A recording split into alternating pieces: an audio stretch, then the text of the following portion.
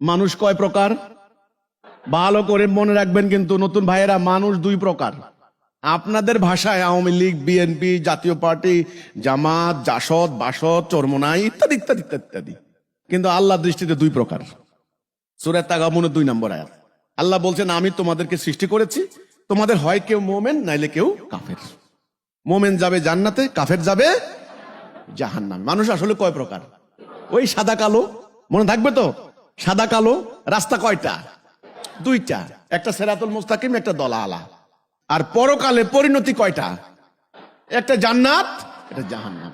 এখন বলেন, জান্নাত যাবে কে? মোমেন। আল্লাহ গুনাহ মাফ করবেন কার?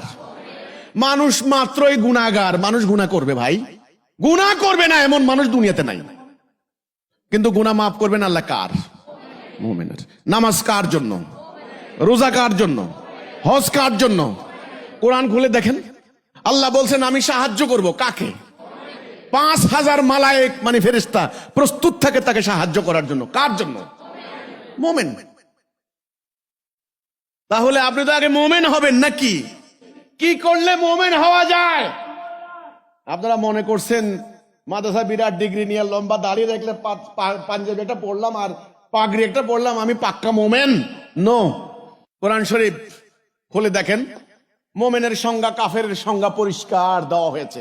আমার আপনার মন মতো কথা বললে হবে না। সূরা হুজরাত 15 নম্বর আয়াত। সূরার নাম কি? সূরা হুজরাত, আয়াত নাম্বার 15। আল্লাহ বলছেন, যারা আল্লাহ এবং তার রাসূলের প্রতি ঈমান আনে, আগে ঈমান, এই কথার উপরে দৃঢ় থাকে, সুম্মা লাম ইয়ারতাবু, এবং জান মাল দিয়ে জিহাদ করে, তারাই হলো সত্যনিষ্ঠ মুমিন, উলাইকা হুমুস সাদিকুন।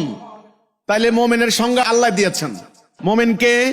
যারা আল্লাহ এবং তার রাসূলের প্রতি ঈমান আনে। ওই যে লা ইলাহা ইল্লাল্লাহ মুহাম্মাদুর রাসূল, আল্লাহর হুকুম ছাড়া কারো হুকুম মানি না। এটা আজকে আমরা হুকুম মানি কার?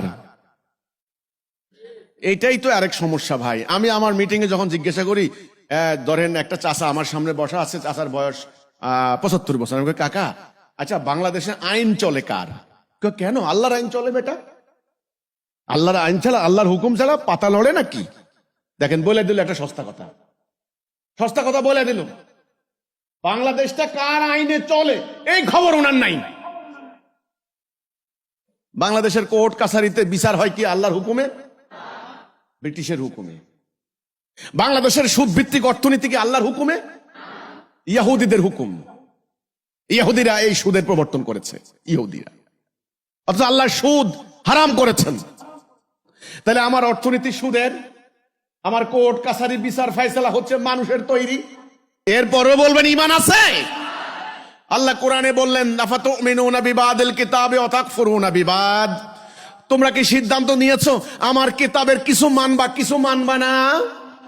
আংশিক মানবা, আংশিক মানবা না? কিছু মানবা, কিছু মানবা না? এটার নাম শিরিক। যারা শিরিক করে তারা মুশরিক।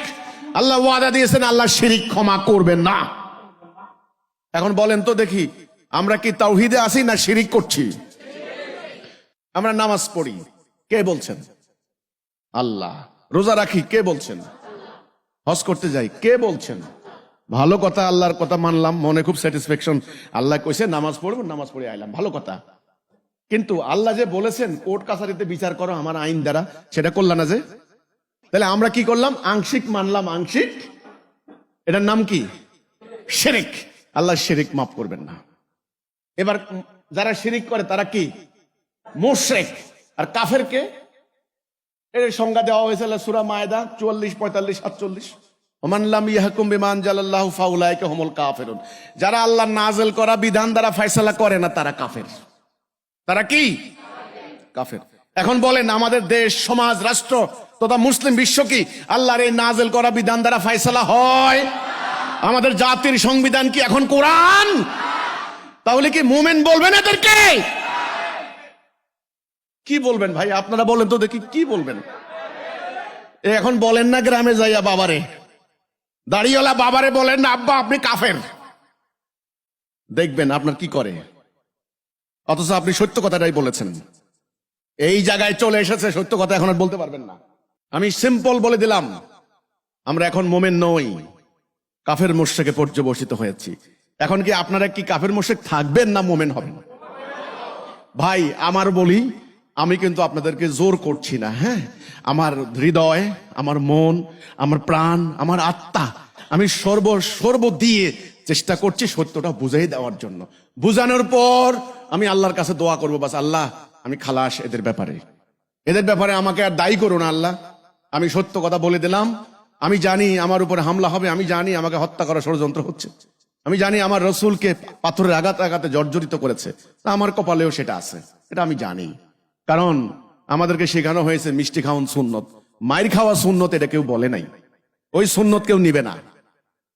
আজও আপনি যদি ইমানের ঘোষণা দেন, লা ইলাহা ইল্লাল্লাহ ঠিক মতো বলেন, মিষ্টি আসবে না, ওই পাথর আসবে।